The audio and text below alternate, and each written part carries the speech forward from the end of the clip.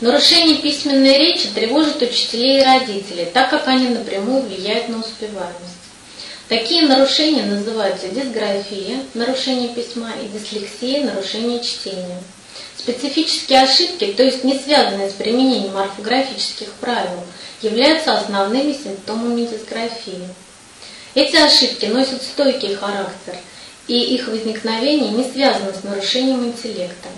Проще говоря, бывает так, что ребенок получает тройки, делает массу ошибок в письменных работах, а на самом деле ему нужен логопед. Новые курсы теперь предлагают вам профессиональные занятия с логопедом. Логопедические занятия направлены на исправление дисграфии.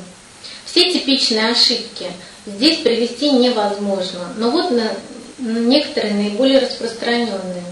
Пропуск, перестановка букв в слове, вставка лишних букв и слогов, недописывание букв и слогов, замена друг на друга букв, имеющих акустическое сходство, нарушение смягчения согласных, смешение букв, имеющих одинаковые элементы в написании, зеркальное написание букв, слитное написание предлогов со словом, раздельное написание приставок с основой слова, отсутствие границ предложения, замена слов в предложении по смыслу и акустическому сходству, пропуски слов и нарушение их порядка в предложении.